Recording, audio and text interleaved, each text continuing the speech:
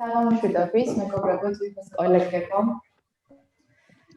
პირველ რიგში სანამ ჩვენ შევხვდეთ ასეთ კონცეფციას დავიწყებთ, მადლობას გეტყვით, რომ დღეს ჩვენთან ერთად ხართ, თუნდაც ონლაინ ძალიან დაგვაკვდა ჩვენი თქვენთან კომუნიკაციაში შექმნილების გამო და რეალობაში ჩვენ ყველა ერთად ასე მოუმზადებათ აღმოჩნდით, ამიტომ HR Home-ის გუნდი საქართველოს თავისუფლებას მიღებული გუნდის სახელით ვისაუბრებთ, მოდი ვფიქრობთ, ზღუნავთ რა შეიძლება როგორ შევქმნათ ის ახალი გარემო, თუნდაც ვირტუალურ სივრცეში, რომ ჩვენ კოლეგებთან ჩარება, რომელსაც პრობლემებიც უნდა გადავლახოთ აი ამ მოწვევები, ამ მხოლოდ პიროვნული, ასე ვთქვათ, პროფესიასთან დაკავშირებით, არამედ ჩვენ რომელთან დაკავშირებული, გარი კომპანიებთან დაკავშირებული გამოწვევები, შევქმნათ ერთმანეთთან კომუნიკაციისთვის უფრო კომფორტული და ხერხი. ამიტომ ვიფიქრეთ ერთგვარი ციფრული პლატფორმა, რომელსაც HR Home TV ეს იქნება ერთგვარი ინტერნეტ ტელევიზიის სივრცის ფორმატით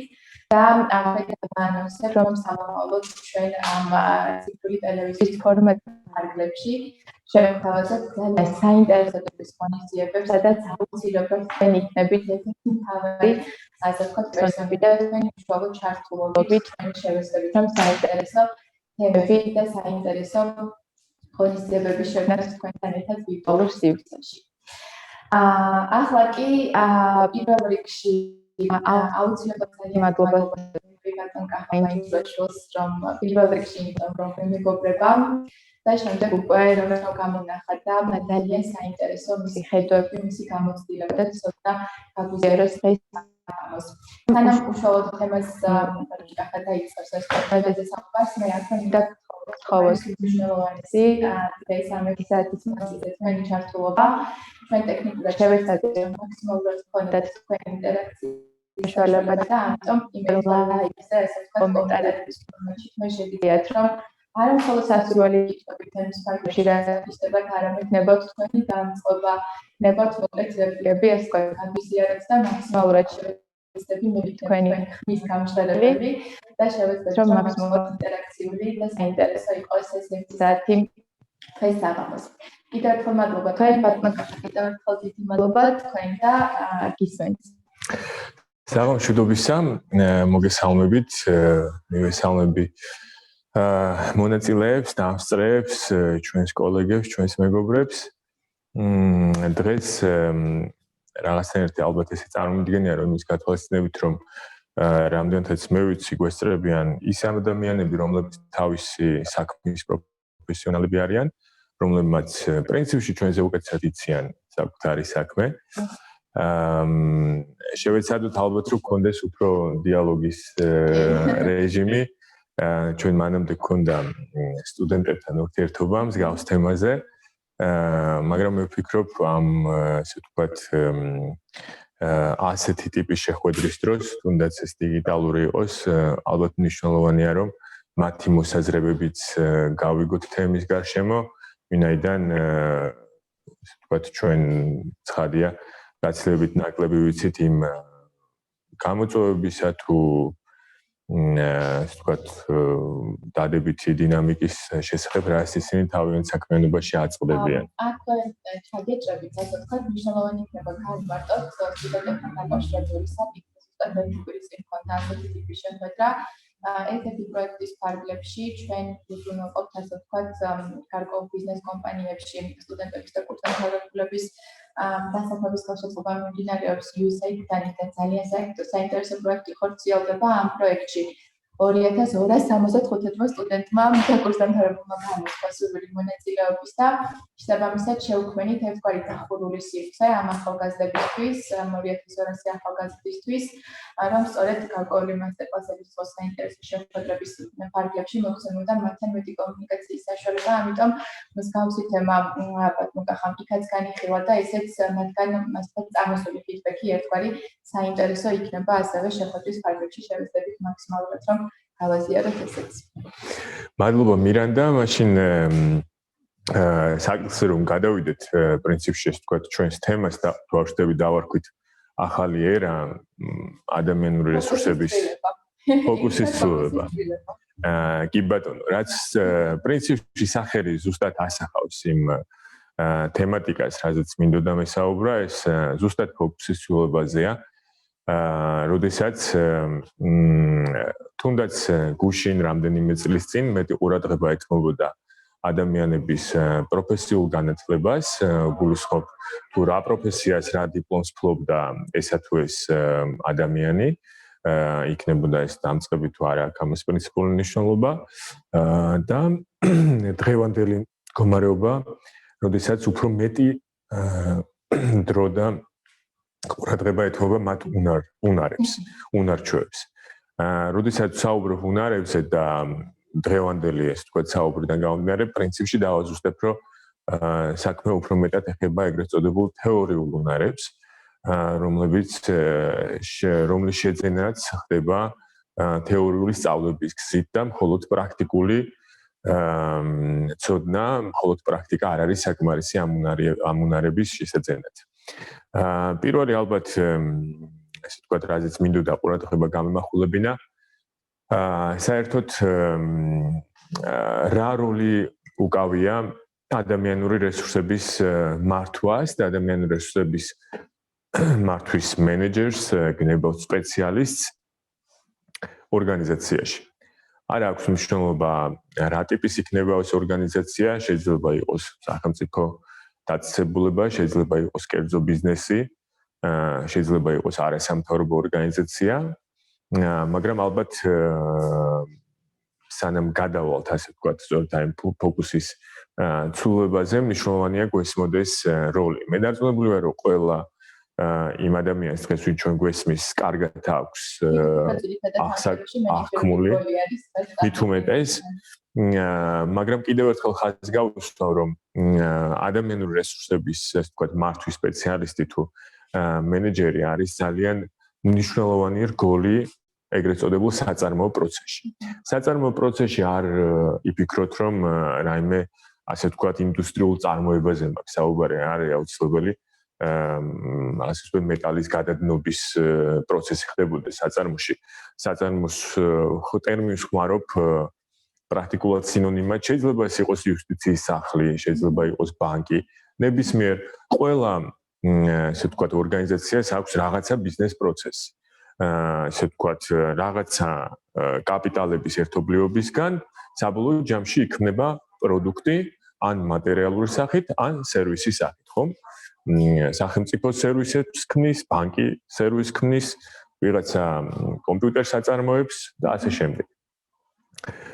მთლიანობაში რო ავიღოთ, ნებისმიერი ბიზნეს პროცესი ემყარება ორი ძირითადი კაპიტალის გადამუშავებას. ეს ორი კაპიტალი ერთ შემთხვევაში ეს გახლავთ ფიზიკური კაპიტალი, რომელიც შეიძლება იყოს მატერიალური ისეთი მატერიალური ფორმით, როგორც არის რაღაცა ნედლეული, რომელიც გადამუშავდება თუ წარმოვიდგენთ რაღაც კონკრეტულ, ასე ვთქვათ, ინდუსტრიულ წარმოებას და მიიღება, ასე ვთქვათ, საბოლოო პროდუქტი. ან ნებისმიერი შეიძლება იყოს ფულადი კაპიტალი, მოკეთ რასაც კაპიტალი ქვია და ყველაფერი, ყველა ტიპის მატერიალური კაპიტალი და მეორე ნაწილი ყველა ბიზნეს პროცესში გახლავთ ადამიანური კაპიტალი. აი ამ ორი ყველა ბიზნეს პროცესი და არ არსებობს გამონაკლისი შედგება ამ ორი კაპიტალის დამუშავებისგან. ერთ-ერთი კაპიტალის მართვა, მათ შორის მატერიალურ კაპიტალს რო შევეხმო იმისთვის, რომ კიდევ უფრო გასაგები იყოს, ხორციელდება რამდენიმე სხვადასხვა ფუნქციის მატარებელი დეპარტამენტების სპეციალისტებისა თუ მენეჯერების მიერ, ხო? ეს არის დაუშვათ შესყიდვების უფროსი ორგანიზაციაში და ასე შემდეგ, მაგალითად, მთავარი ინჟინერი, რომელიც რაღაცა კონკრეტულ ნედლეულს შეიძენს იმისთვის, რომ საბოლოო პროდუქცია მიიღოს. ხოლო აქეთ მხარეს ჩვენ გვყავს ადამიანური მართვის ხელმძღვანელი. სწორედ ის ადამიანი, რომელიც პასუხისმგებელია მეორე არანაკლებ მნიშვნელოვანი კაპიტალის მოზიდვასა და მართვაზე. ორივე კომპონენტზე, მოზიდვაზეც და მართვაზეც. იმიტომ რომ შემდგომში ასევე ხაზს გავუსვავ, რამდენად მნიშვნელოვანია უკვე არსებული ადამიანური რესურსის, რომელიც ორგანიზაციაში უკვე არის, მათი სწორად მართვა და მათი სწორი უნარებით აღჭურვა და სწორედ ამას შეეხება ფოკუსი სრულდება. თუ ზოგადად მენეჯერს ეს კომპონენტი კარგად გათავისებული და გააზრებული აქვს, შემდგომში მიბმა იმისა თუ როგორ უფრო ეფექტური იყოს დღევანდელი ცვლილებების პერიოდში და ეს გარდაქმნები არ უკავშირდება უშუალოდ ამ შემთხვევაში COVID-ს. COVID-ი არის ის აქსელერატორი, რომელმაც კარგად გამოაჩინა და ააჩქარა ის ეპოქალური ცვლილებები, რომლის წინაშეც დღეს კაცობრიობა იმყოფება და არავითარ შემთხვევაში ეს რა თქმა უნდა მხოლოდ საქართველოს არ შეეხება. ეს არის გლობალური პროცესი და საქართველო ვერავითარ შემთხვევაში ვერ დარჩება ამ პროცესის მიღმა. ის ყველას ეხება.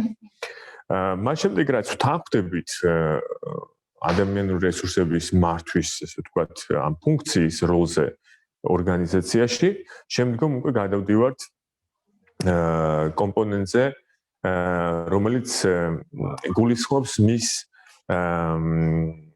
ესე ვთქვათ, უფრო დავიწროვებას ამ როლისას და მე მინდა მაგალითის სახით ავხსნა, რასაც გულისხმობ.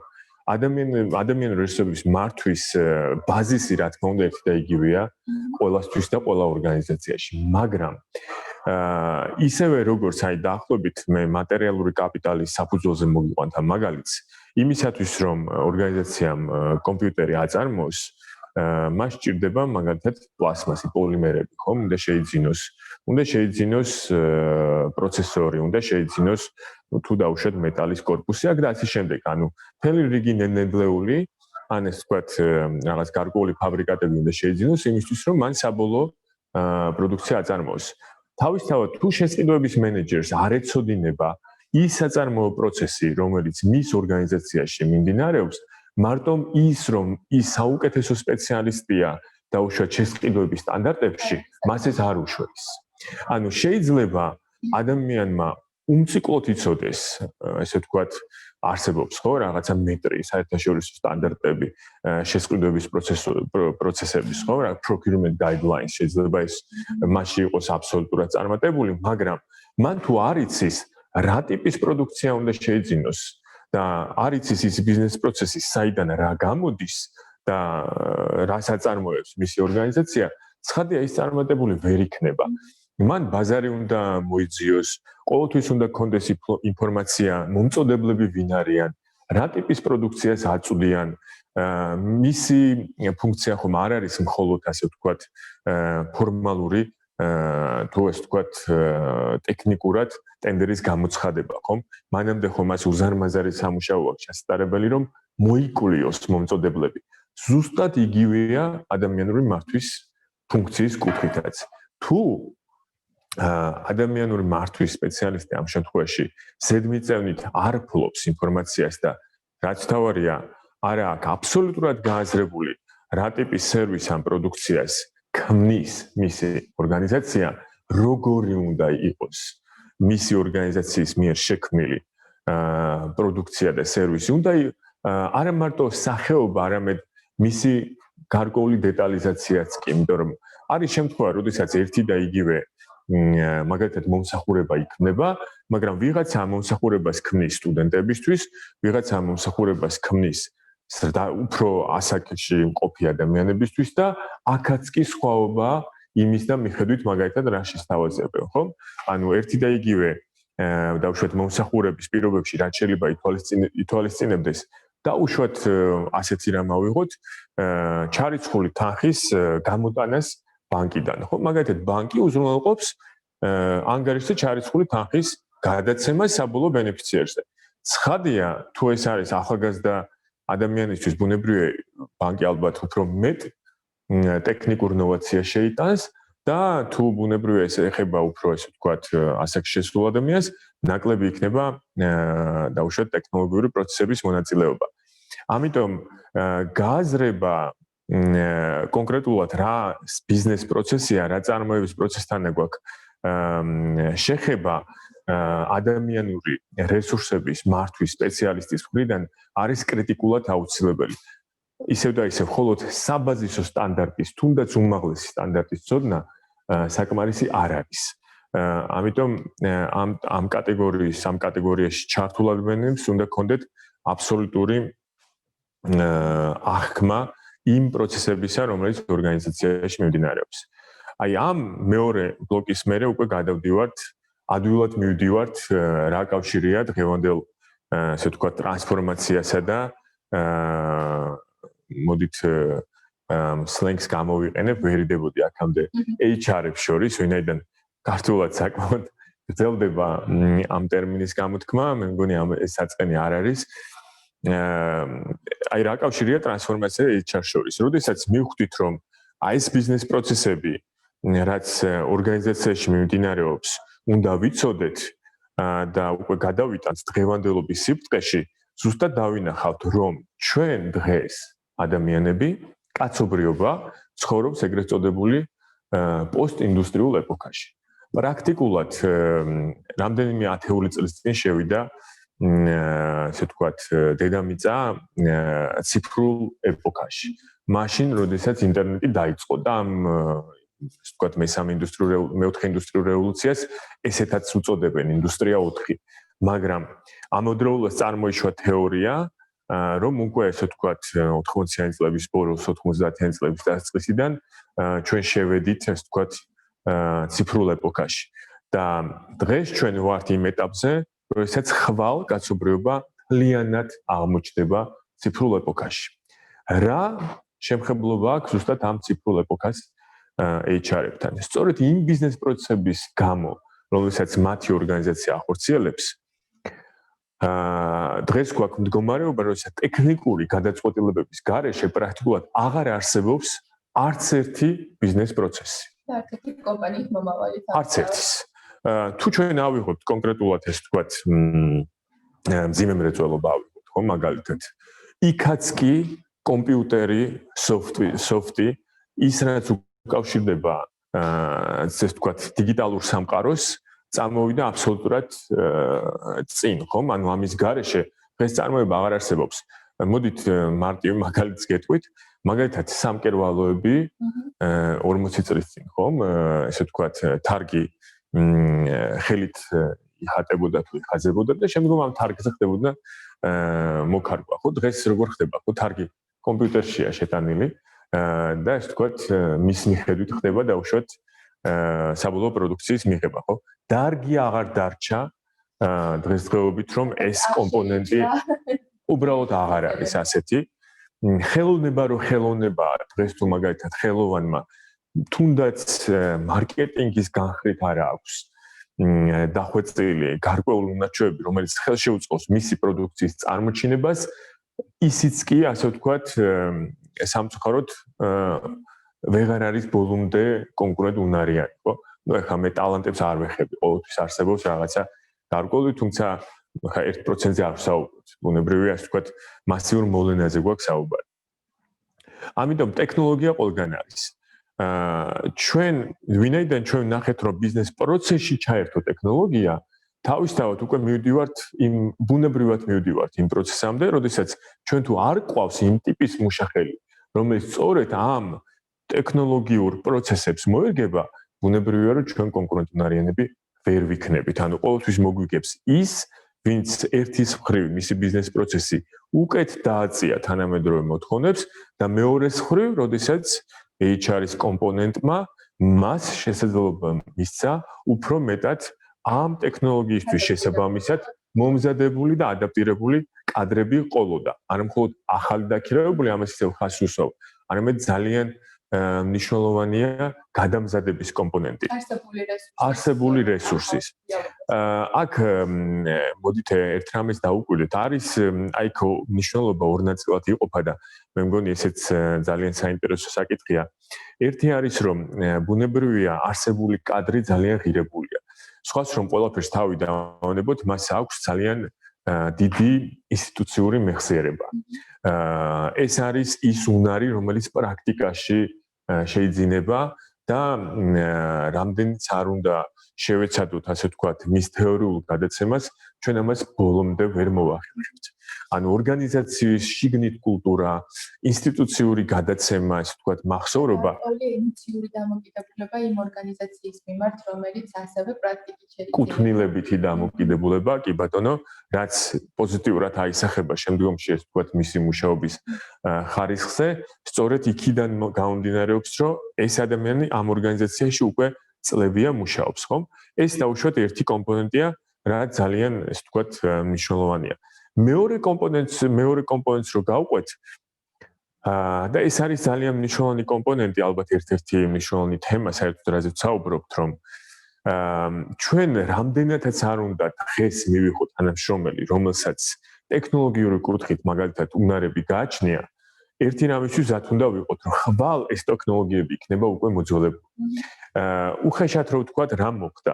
თუ კი ძველად ცოდნის ვარგისიანობა დავარქვათ, აი როგორც ეტიკეტებზე არის, ხო, აქედან აქამდე არის ვარგისიანი. თუ კი ძველად ეს ვარგისიანობა იყო 10 წლეულები, 20 წელი, 30 წელი, ანუ ტექნოლოგიური პროცესი არ იცვლებოდა ძალიან ბევრი წლების განმავლობაში. არც მომსახურების გაწევის კუთხით, არც წარმოების კუთხით, ხო? იქაც ეს თქვა წლებია გრძელდებოდა. უხეშ მაგალითს მოგიყვანთ 1921 წელს, როგორც დაიწყეს საბჭოთა კავშირში, ხო? რაღაცა ბეჭედს ურტყავდნენ პირობითად პასპორტი რო აგეღო, რაღაც ასე შემდეგ უნდა მისულიყავი. 99-ში ასე დაამთავრეს, ხო? ანუ არაფერი არ შეცვლილა. 70 წელი ერთი და იგივე იყო და 70 წლის წინ იმ ადამიანმა რომ მიიღო ეს თქვა დიპლომი და განათლება, პრინციპში ზუსტად იგივე უნარები სჭირდებოდა 99-შიც, ხო? ანუ მის ესე ვთქვათ განათლებას მაშინ 70 წლიანი ვარგისიანობა აღმოაჩნდა, ასე ვთქვათ, ხო? დღეს აბსოლუტურად სხვა მდგომარეობა გვაქვს. დღეს გვაქვს მდგომარეობა ასეთი, რომ შეიძლება მე ავიღე რაღაცა უნარი, რომელიც საშუალებას მაძლევს მაგალითად გავაკეთო ვების დიზაინი და ზუსტად 2 წელიწადში შეიძლება ეს კონკრეტული ჩემი უნარი აღმოჩნდეს უვარგისი, იმიტომ რომ ტექნოლოგია იმდენად სწრაფად იცვლება, რომ თუ მუდმივი ტრეინინგი, ასე ვთქვათ, მუდმივი კვალიფიკაციის ზრდა არ მიყვა, ის რომ საწყისად ვიღაცას კარგად ქონდა, ასე ვთქვათ, მომზადებული უნარები, ეს აბსოლუტურად შედეგის მომცემი ვერ იქნება. აქვე ჩვენს საუბრებსაც გადახსენებს ცოტა ხნის წინ განვიხილავდით, რამხელა გამოწვევა, როდესაც უკვე თითქმის ლამის მაგისტრატურის დიპლომის ქონაც და ზოგადად დიპლომის ეგრეთ წოდებული კლასიკური რაც არის ასე ვთქვათ, განათლების ხარისხი შესაძლოა უკვე კი აღარც გახდეს საჭირო, იმდენად განსხვავებული ტიპის უნარები ხდება მოთხოვნადი და ტენდენციური და ძალიან ისეთი ნამდვილად ტრანსფორმაციული გადაწყობის ეპოქაში ვართ ახლა, რომელსაც სწორედ ძალიან მნიშვნელოვანი ნაბიჯებით უნდა აუყვეთ და ვუპასუხოთ როგორმე რომ საკუთარი თავებით და ასე ვთქვათ საკუთარი კარიერაც გადავიჩინოთ და გავყვეთ. კი ბატონო, აი სწორედ ეხლა ისევ ასე ვთქვათ, აი მთავარი რაზეც საბოლოო ჯამში მივდივართ, რომ სწორი გააზრება, რომ ადამიანის რესურსების მართვა ეს არის აბსოლუტურად შემადგენელი ნაწილი ბიზნეს პროცესის. ვერ უზრუნველყოფთ კონკურენტუნარიანი მომსახურების და სერვისის მომსახურებისა და ასე ვთქვათ პროდუქციის წარმოებას ამის გარეშე წერტილი. ანუ ამის გარეშე უბრალოდ შეუძლებელია და იმის გამო რომ ტექნოლოგიები ასე ვთქვათ რეალურ სივრცეში ძალიან სწრაფად ვითარდება, მივედით იქ, როდესაც განათლების ვარგისიანობის ვადიანობა კრიტიკულად მოიკლო. თუ ძველად იყო 50 წელი, დღეს ის გახდა 5 წელიწადი და ასე შემდეგ. ერთ რამეს მაგალითის სახით მოგიყვანთ. დაუშვათ არის ამ ტიპის ხელობა, დაუშვათ რაღაცა კერამიკული სახურავის გადახურვა, ხო? ეხლა ეს ადამიანი ცხადია ისევ იმ ასე ვთქვათ რაღაცა ძველ ასე პროცესს მიყვება, ხო? ეს ვალიდურია, მაგრამ მოდით ესე შევხედოთ, ჩვენს დღევანდელობაში იმ ბიზნესებში, რომლებიც ჩვენს გარშემო არსებობს, რამდენია პროცენტულად ამ ტიპის სპეციალობები, სადაც ასე ვთქვათ, აი ცოდნის ვალიდურობა არის პრაქტიკულად უსასრულო, ანუ მთელი სიცოცხლის ხანგრძლივობის განმავლობაში, ხო? ალბათ რომ ავიღოთ ეს 1%-საც არ აღემატება. დანარჩენი ყველა დღეს არის ეს ვთქვათ იმ ტიპის უნარები, რომლის ვარგისიანობაც არის ძალიან მოკლე და რაც თავარია, კიდევ უფრო მოკლდება. კოვიდის მერე კიდევ უფრო დამოკლდება. აი ეს არის დღევანდელი ტრანსფორმაცია, სადაც ვიმყოფებით, რომ COVID-მა რაც ერთი სხვა ცუდია თუ კარგია ის მეორე ნაწილია, მაგრამ ციფრული სამყარო იმდენად ზედაპირზე წამოწია, რომ დააჩქარა ეს პროცესი განათლების კომპონენტი ავიღოთ, ხომ დავუშვათ. განათლების კომპონენტში ამ დოზით და ამ ესე ვთქვათ კრიტიკული მოთხოვნით არასოდეს არ ყოფილა ციფრული გადაცემა, ხო? დღეს დავდექით იმის წინაშე, რომ ეს აბსოლუტური ვალდებულება. დიგიტალური პლატფორმები COVID-ამდეც იყო. ნაკლებად მოთხოვნადი იყო. კი ბატონო, კონკრეტულ ციფრს გეტყვით, დაახლოებით 250% ვარშტები გაზრდილია მსოფლიო მასშტაბით სულ რაღაც 9 თვის განმავლობაში დიგიტალური პლატფორმების გამოყენება, ხო? და აქაც ერთი მნიშვნელოვანი რამეა, რომ ვირუსი წავა, რა თქმა უნდა, კაცობრიობაში ყოფილა ამ ტიპის ვირუსებიც, ამაზე უარესიც სულ არ იქნება. მაგრამ ეს პროცესი, რაშიც დღეს ავართ, ეს არსად არ წავა. ცხადია, დაბრუნდება ყველაფერი და უშუალოდ აუდიტორიას დაბრუნდება იგივე განათლებაში და შეხვედრების დაბრუნდება, თათბირების თავის ადგილზე დაბრუნდება, მენეჯერებთან არ ვიცი ორშაბათის შეხვედრებით და ასე შემდეგ, მაგრამ დიგიტალური სამყარო უფრო წინ იქნება ყოველთვის წამოწეული და მისი განვითარება დაჩქარდება. აი აქ ვარ სწორედ. და აი ეს ვარგისიანობა კიდევ ესე ვთქვათ, შემცირდება უნარების ვარგისიანობა, ტექნიკური უნარების, რა თქმა უნდა. ამის გარდა ერთი მნიშვნელოვანი კომპონენტი რაც არის, უხეშად რომ გავყოთ, ვერ გეტყვით რომ ამ ტერმინები ძალიან მომწონს, მაგრამ მაინც რომ გავყოთ soft skill-ებად, hard skill-ებად, მარტო hard skill-ების წინ წამოწევა არ მომხდარა, ხო? ასევე წინ წამოიწია soft skill-ებმა. რატომ წამოიწია? თუ დაუშვათ გუშინ და გუშინ წინ, როდესაც სოციალური თუ ანთროპოლოგიური მოწყობა ადამიანების იყო კლასიკური, კონვენციური, რომლის დროსაც უნდა ქონოდა ისეთი კონვენციური უნარები, როგორიც არის მაგალითად ზრდილობა, ესე ვთქვათ, ყველაზე უფრო მოთხოვნადი და ფართოდ გავრცელებულია, ხო? მაგრამ ესეც გარკვეული უნარია. ეთიკის ცოდნა, უფრო თუ დავკონკრეტებით, მაგალითად შეხვედრების ეთიკა იქნება თუ მოლაპარაკებების კულტურა თუ ასე შემდეგ. ამ კუთხითაც კი ახალი ტიპის soft skill-ების ცოდნის ვალდებულება შემოვიდა პრაქტიკულად.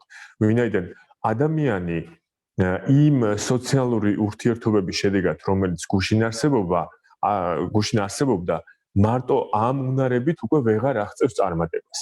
მაგალითისთვის, თუ მას არ აქვს, ესე ვთქვათ, აზროვნების დიზაინის უნარი, აზროვნების დიზაინში გულისხმობ, მაგალითისთვის ერთ-ერთი კომპონენტია აი ამ უზარმაზარ ინფორმაციასთან მუშაობა, რომელიც დღეს ჩვენს გარშემო არის. ანუ პრაქტიკულად აზროვნების არქიტექტურის, ესე ვთქვათ, უნარი უნდა კონდეს დღეს ადამიანს, რომ ესე ვთქვათ, ის პერსონალურად გაიზარდოს.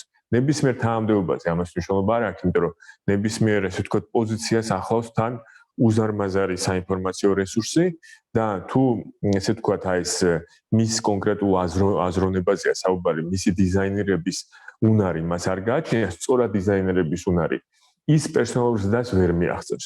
მან უნდა იცოდეს რა ინფორმაციასთან იმუშაოს, რომელ წყაროებთან იმუშაოს, როგორ შეიძინოს, როგორ იფიქროს ამ ინფორმაციიდან შემდგომ დასკვნამდე და ასე შემდეგ, ხო? ანუ მთელი რიგი soft skill-ები წამოვიდა წინა, ესე ვთქვათ, წინა ფრონტზე იმასთან შედარებით, რაც დაუშვათ გუშინ და გუშინ წინ იყო და ფიქრობდით, რომ თუ დაუშვათ კარგი მოლაპარაკებელი ვარ, მაშინ ჩემთვის მაგალითად წარმატება გარანტირებული იქნება რაღაცა კორპორაციაში, მაგრამ დღეს ეს უკვე ასე აღარ არის. ანუ კი ბატონო, აი ესეც ძალიან მნიშვნელოვანი ფაქტორია, რომ დიგიტალურმა ტრანსფორმაციამ ასევე გამოიწვია არა მხოლოდ hard skill-ების მოთხოვნის აუცილებლობა და რაც თავარია განგრძობითობა მის მათი ათვისების, არამედ ასევე soft skill-ების. ძალიან საინტერესო.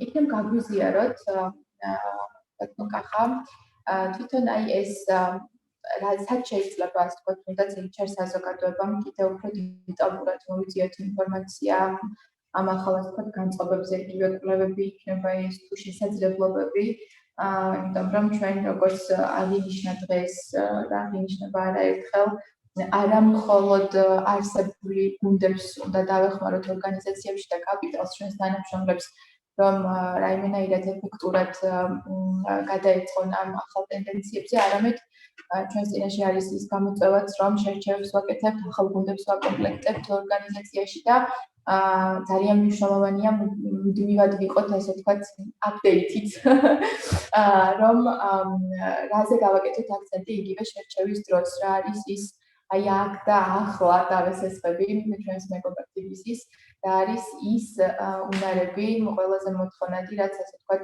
ჩემს კონკრეტულ ორგანიზაციას იმის გათვალისწინებით, თუ რა სფეროში პოზიციონირებს ეს ორგანიზაცია დაეხმარება სწორედაც რომ კონკურენტუნარიანები სათავეში იყოს, ასე ვთქვათ, აი ამ უნარებზე აქცენტი. Სად შეიძლება ეს ნაწილები მოვიწიოთ, რომ ჩვენს მუდმივად ასე ვთქვათ, ამ ინფორმაციის წყარო გქონდეს მუდმივად და განმავლობაში. კი ბატონო, აი აქაც ცოტა ვთქვათ, შორიდან დავიწყებ იმ თვალსაზრისით, რომ პირველ რიგში HR-მა უნდა იცოდეს დავუშვათ იმ კონკრეტულ ბიზნეს ფუნქციაში ვინ და რატომ ესაჭიროება, ასე ვთქვათ, რა როლი უნდა შეასრულოს. პირველ ეტაპზე ის განსაზღვრავს, რა თქმა უნდა, პროფესიას და ამ მხრივ ხაზი უნდა გავუსვა, რომ პროფესიების მოთხოვნა არსად არ დაკარგულა. უბრალოდ პროფესია ეს არის ის საბაზო, ასე ვთქვათ, სტანდარტი, რომელიც მოეთხოვება, ხო? და ბუნებრივია დიპლომს ვენდობით, ხო? ნუ იმის დაშვებით, რომ ადამიანმა ხარისხიანი განათლება მიიღო იქ, სადაც სწავლობდა. უნარები უკვე ამის შემდგომ იწყება, ასე ვთქვათ, და აი დღეს უკვე შემოვიდა სწორედ ის ასე ვთქვათ, ჰიბრიდულ სამუშაო ადგილებს ეძახიან პირდაპირ ვთქვათ, ჰიბრიდულში გულისხმება, როდესაც თქვა შერეული მოთხოვნები აქვს ამ სამუშაო ადგილებს და ყველა ორგანიზაციაში ეს განსხვავებულია იმის მიხედვით, თუ რა პროფესიის ადამიანები სჭირდებათ მათ, ესე ვთქვათ, იმისთვის რომ იყვნენ ჩართულები. შეიძლება იყოს ორგანიზაცია, რომელსაც მაგათად ფორმალური განათლების ადამიანი საერთოდ არ სჭირდება დაუშვათ, ხო? ესეთი შეიძლება იყოს უხეში მაგალითს მოგიყვანთ ჩემი პრაქტიკული გამოცდილებიდან დავუშვათ თხილის ბაღები, ხო? მე ხა თხილის ბაღებში საკრეფად შეყვანილ მუშახელზე მაინც და მაინც დიპლომის არსებობას არ კითხულობ. ბუნებრივია, თუმცა აქ მაგალითად ისეთი უნარი, როგორც time management-ია, თუ შენ მუშას არ გააჩნია, ცხადია და აღუთ ეს უნარი ის შემთხვევა არ არის, რომ ესე ვთქვათ ფორმალური გზით ექნებოდა მას შეძენილი, ეს არის ამ შემთხვევაში პრაქტიკაში შეძენილი უნარი, რამდენად ესე ვთქვათ მაგალითად time management-ი გააჩნია, ან მაგალითად რამდენად პასუხისგებლიანია, ხო? დავუშვათ. ანუ ყველა ორგანიზაციაში სხვადასხვა ესე ვთქვათ წყება იმ უნარებისა, რაც მას სჭირდება. იდენტიფიცირების შემდგომ უკვე გადავდივართ სხვადასხვა პროფესიის შესაბამის უნარებზე. აი მაგალითისთვის ავიღოთ მაგალითად MBA, ხო? MBA-ის დღეს უკვე კლასიკურად მოეთხოვება მთელი რიგი უნარები. რომლის ნაწილიც დღეს უნივერსიტეტები ცდილობენ, რომ ვთქვათ, მიაწოდონ, ეს ვთქვათ, რაღაცა ორმაგი პროგრამის ფარგლებში, ხშირად თავენ ხოლმე, ესე ვთქვათ, არა საბაზო პროფესიებს, არამედ ვთქვათ, დამატებით უნარებს, განსაკუთრებით დასავლეთის უნივერსიტეტებმა ეს კარგად ესე ვთქვათ, დახვეწეს თავიანთი კურიკულუმები. პრაქტიკულად წამყვან უნივერსიტეტებში აღარ ისწავლება მხოლოდ პროფესიისთვის დამახასიათებელი კურსები, არამედ ასევე აძლევენ ეგრეთ წოდებულ სკილებს ამ პროფესიასთან ერთად და რა დამატებითი უნარების მოთხოვნა დაიწყეს დღეს უკვე დამსაქმებლებმა და მაგათად არსებობს პროგნოზი, რომ ამ უნარების გარეშე ბიზნესის მართვის მაგისტრებს არ აქვს მნიშვნელობა ჰარვარდი გაქვს დამთავრებული ოქსფორდი თუ TSU საერთოდ აღარ მიიღებენ. მაგალითად ეს არის ხელოვნური ინტელექტი. ეგრეთ წოდებული AI-ს რაც ეძახიან, ხო?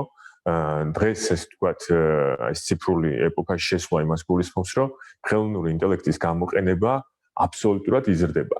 თუ მაგალითად MBA-ის, ანუ MBA ამ შემთხვევაში რას გულისხმობს, ხო? ეს ვთქვათ, მაღალი თანამდებობის მენეჯერზეა, ხო? პირობითად საუბარი, როდესაც ამ კვალიფიკაციის მუშახელს ვითხოვ, როგორც HR-ი.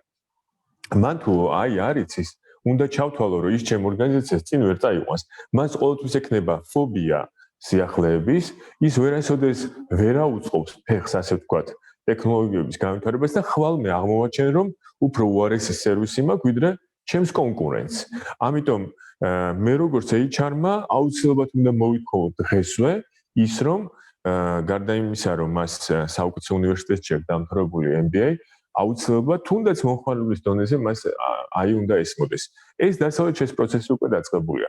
მაგალითისთვის დღეს აბსოლუტურად ესე ვთქვათ, აუცილებლობა გახდა ბლოკჩეინის ტექნოლოგიების ცოდნა. აქაც ბუნებრივია ხა ცოდნის ხარისხი დივერსიფიცირებულია იმის დამიხედვით, რომელ კონკრეტულ პოზიციაზეა საუბარი.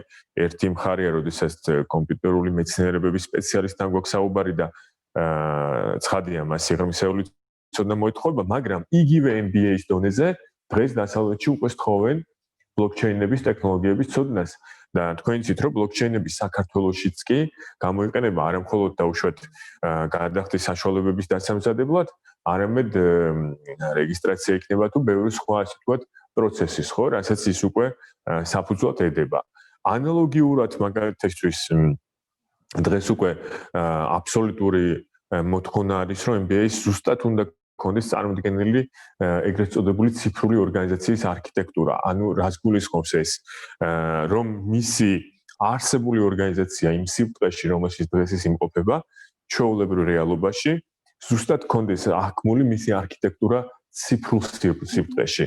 ანუ რა სერვისები გადააქვს იქ, შიდა ფუნქციების ჩათვლით, ესე ვთქვათ, შიდა შეხვედრები იქნება თუ ნებისმიერი სხვა, ანუ სრული არქიტექტურის გააზრება ციფრულ სივრცეში.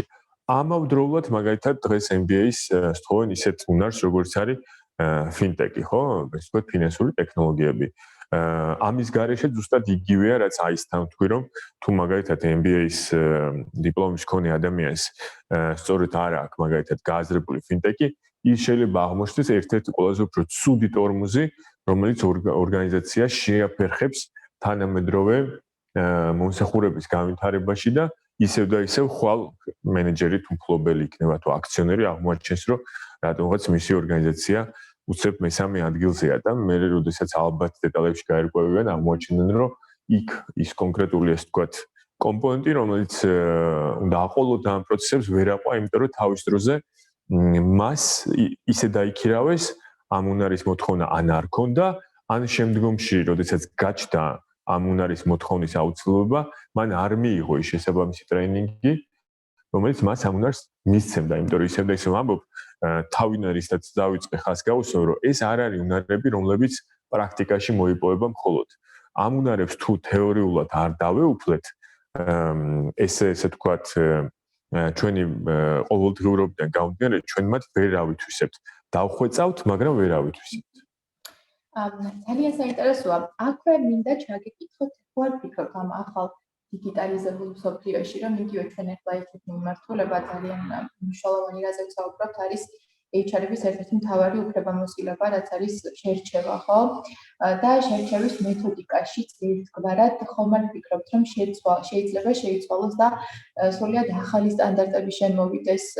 ამ თვალსაზრისით გულისხმობთ, რომ გნებავთ ამ ეტაპზე შერჩევის კუთხით, ასე ვთქვათ, HR-ები უფრო ვიყენებთ გასაუბრებაზე ინტერაქციული ტიპის მეთოდს, ასე ვთქვათ, მომრგვალ კითხვებს ამთ, რომელსაც პასუხობს გებულობთ და ასე შემდეგ ზომავთ ამ ადამიანის მონაცემს. ამ კუთხით ხომ არ შეიძლება, რომ ველოდებოდე თუ ახლოის მომავალში შეიქმნას გარკვეული სოფტები იქნება თუ ერთგვარი პლატფორმები ან რამე ციფრული ნოუ-ჰაუ, ასე ვთქვათ, რომელიც მოგწონს შესაძლებლობას იგივე, რომ ეს კონკრეტული უნარები, რომელიც ახლა აქტუალური გახდა, ასე ვთქვათ, გაიზომოს ციფრულად, ეს მოლოდინიც ძალიან კარგი კითხვაა და ასე ვთქვათ, პირველ ამის წინა კითხვასაც უკავშირდება, რომ იქ ეს ვთქვათ, პასუხს ბოლო კომპონენტი დავაკელი, რომელზეც პრინციპში გაგრძელება უნდა გამეგრძელებინა და სწორედ ამ კითხვაში იყრის თავს არის უკვე, რა თქმა უნდა და ერთი ძალიან მნიშვნელოვანი ფაქტორია, რომ ეს უნარები სულება უშუალოდ HR-ებსაც ეხებათ. არა მხოლოდ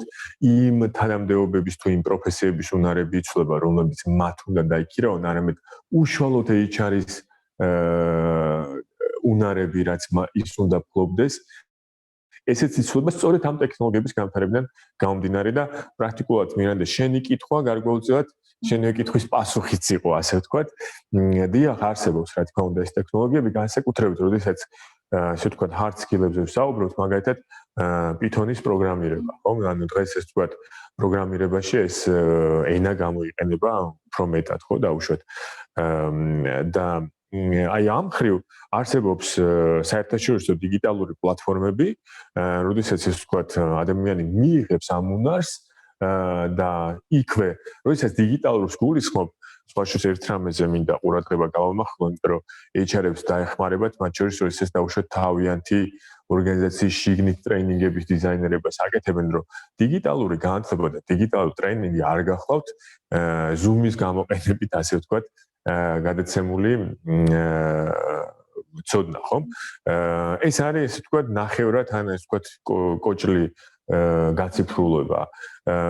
Zoom-ი არის კომუნიკაციის ჩანაცვლება, ანუ ამ ხრივ ჩვენ, ასე ვთქვათ, უშუალო კომუნიკაციას ვანაცვლებთ ციფრული, თორე ეს არ ნიშნავს, რომ ჩვენ დიგიტალიზაციას ვახდენთ უშუალოდ მთლიანად პროცესის და აი რაც შეეხება საერთაშორისო პლატფორმებს, იქ როდესაც მაგალითად თანამშრომელი იღებს გარკვეულ უნარს, ან სანამ ის თანამშრომელი გახდება, ხომ, როდესაც უნდა შეაფასოს HR-მა ნაცვლად გასაუბრებისა, მას უკვე შეუძლია წარმოადგინოს მისი სწავლების არა მხოლოდ ბოლოდამადასტურებელი დოკუმენტი, არამედ ეს თქვათ ინფოგრაფია, რომელიც მთლიანად ასახავს მთელ პროცესს, ანუ პრაქტიკულად აი სწორედ სრული დიგიტალური სწავლების განვითარებამ დღეს ჩვენ მოგვწია საშუალება ზუსტად განსაზღვროთ ჩვენი მომავალი თანამშრომლებისა თუ არსებული თანამშრომლების გადამზადების ხარისხი. იმ ასე ვთქვათ ანალიტიკის საფუძველზე, რომელიც მოყვება ამა თუ უნარის ათვისებას. არა მხოლოდ ის, რომ მან შეძლო თუ არა დაემთავრებინა კურსი და რამდენი ქულით დაამთავრა, არამედ მათ შორის რამდენ დროში დაამთავრა, რამდენი დრო დაუთმო. ისიც არა მხოლოდ მთლიან კურსს, არამედ მის ბლოკებს, რაც ბევრ სხვადასხვა რამეზე მეტყველებს, ხო, ასე ვთქვათ, გაზომვის საშუალებები აბსოლუტურად განვითარდა და დღეს უკვე ასე ვთქვათ HR-ის მიერ ეს ხა მე როცა დავუშვათ იგივე სამინისტროში ვარჩევდით ხოლმე ადამიანებს, ეს კომისია იჯდა ხოლმე, ხო, დავუშვათ და ხო, მაშინ არ იყო ეს საშუალებები და დღეს ეს იმდენად გაზომვითია hard skills რაც შეეხება. მაგრამ სამაგიეროდ HR-ის როლი კიდევ 10 ჯერ გაიზარდა soft skill-ების კუთხით, რომელსაც სამწუხაროდ მხოლოდ ესე ვთქვათ ანალიტიკით ვერ გაზომავ და სწორედ აქ შემოდის ის ძალიან მნიშვნელოვანი კომპონენტი, როდესაც HR ზუსტად უნდა კონდეს ისე და ისე გააზრებული ის ბიზნეს კულტურა და პროცესები, რომელიც მის ორგანიზაციაშია და შესაბამისი, ასე ვთქვათ, მასალა იყიდოს უხეშად რო ვთქვათ, ხო?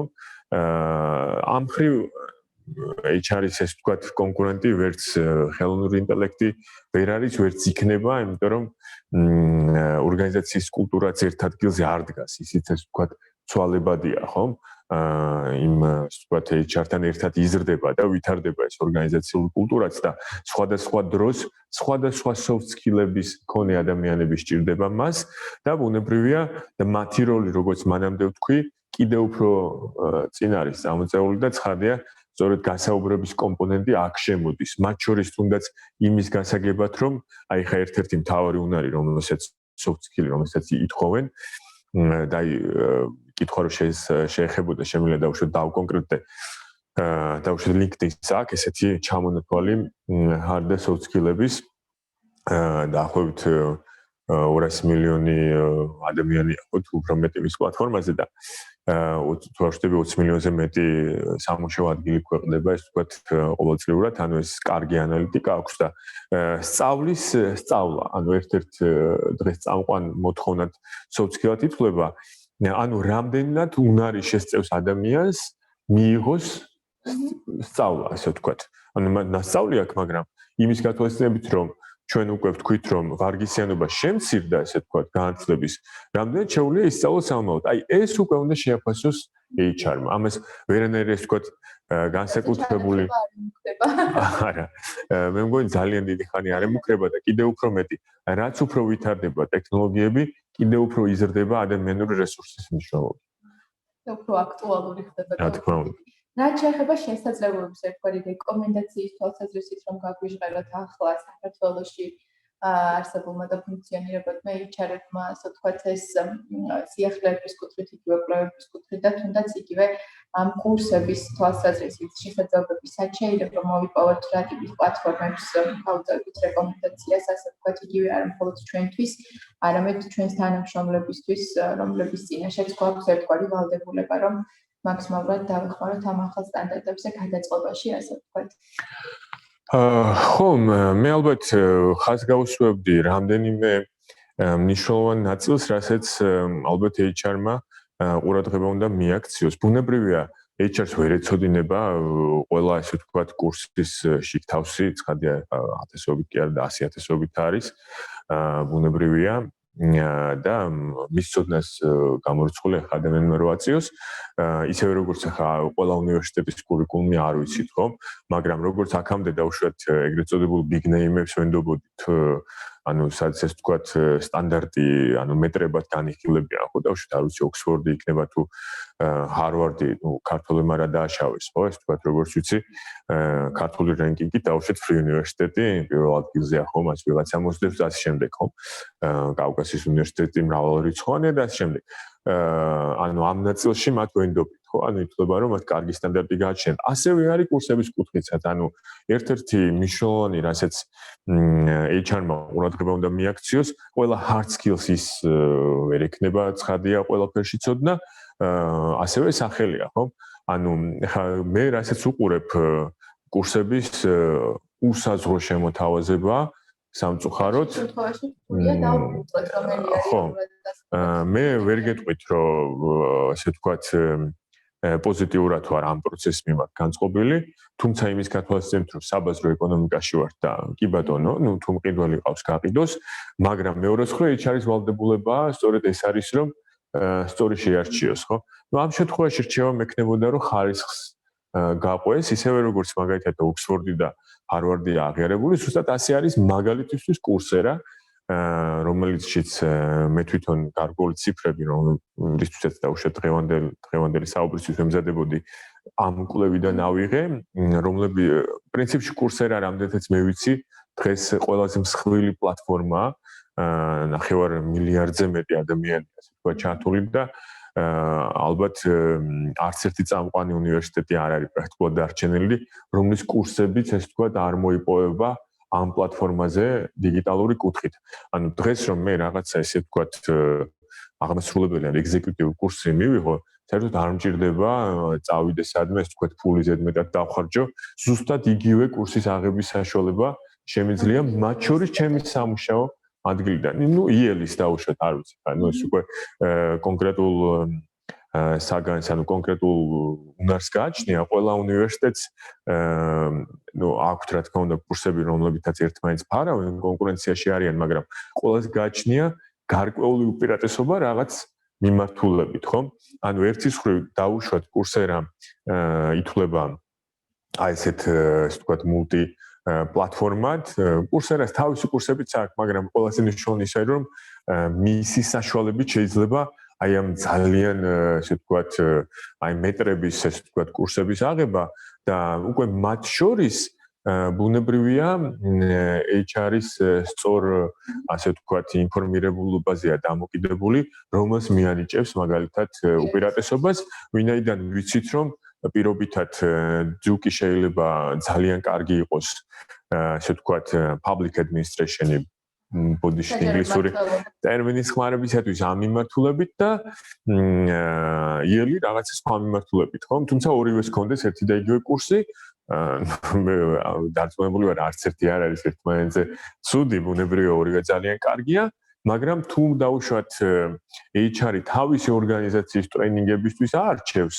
ამისთვის შეიძლება საუკეთესო არჩიოს, ანუ იმ უნივერსიტეტის კურსები არჩიოს, რომელიც თulis რომ სწორედ ამ ვიწრო სპეციალიზაციაში ყველაზე უფრო კარგია. თუმცა როდესაც ახალ თანამშრომელს იღებს, ცხადია ახლა რომელიც წამყვანი ესე ვთქვათ კურსია გავლილი, ამას არ აქვს ალბათ პრინციპული მნიშვნელობა, ერთიც მეორეს და მესამეც მას საკმარის სასტარტო პოზიციებზე აყენებს.